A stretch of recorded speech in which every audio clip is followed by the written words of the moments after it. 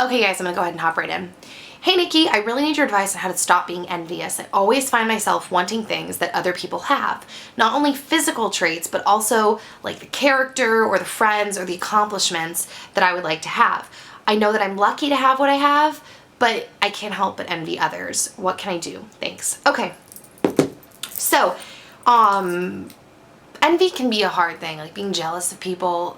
It can be a hard thing. It's another one of those things that, you know, just gonna follow you everywhere. That's one of the things I've had people say in comments before, like ask if I can answer more adult questions like about bills or things like that and marriage. And I want you guys to realize, like, I listen to Dr. Laura a lot. I love her.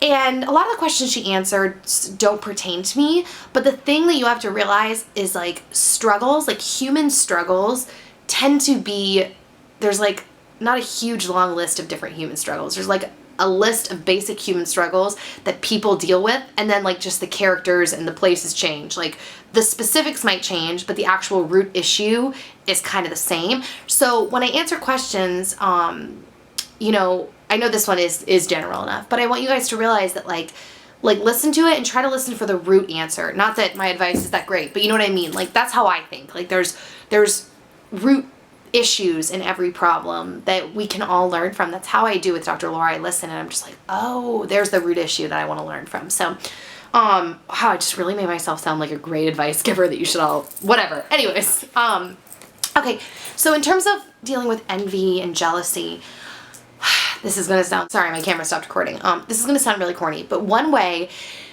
there's actually two things. The first one is corny. The second one isn't. One way to help with envy issues, sorry, I keep stopping, is yes, to continue to be grateful for what you do have, and maybe doing things like if this is something you really struggle with, starting a journal where you list out the things that you are grateful for. It was so weird at church on Sunday. My pastor said something that I was like, dude, I'd be in big trouble if this were the case. He said that his daughter came up to him the other day. Dang it, my camera. Anyways, it said, what if you woke up tomorrow with only the things that you thanked God for today? Which I thought was really interesting because I was like, dude, I'd have like nothing. Because I definitely wouldn't win the award for being the most grateful person on the planet. Like I'm not walking around like a chip on my shoulder, but I don't give thanks daily for the things that I do have and that I am blessed to have. And it's good practice to just give thanks for what you have. And so that's the first thing. The second thing is this is very practical advice, and that is to really take care of the things that you do own.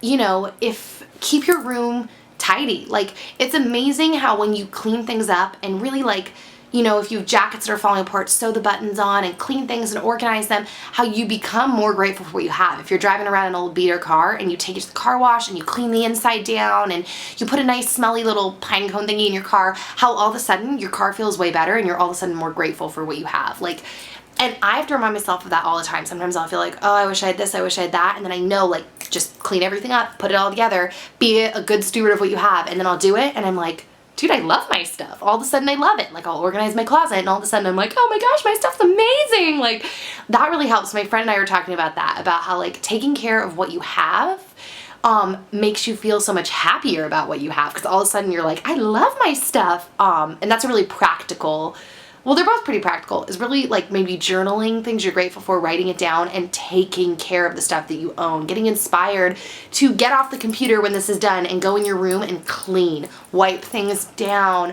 Windex things, open the windows, let it air out, do your sheets, make your bed, you know, clean the mirrors, organize things. If you have dresses that you like but they've been ripped for a while, sew them up.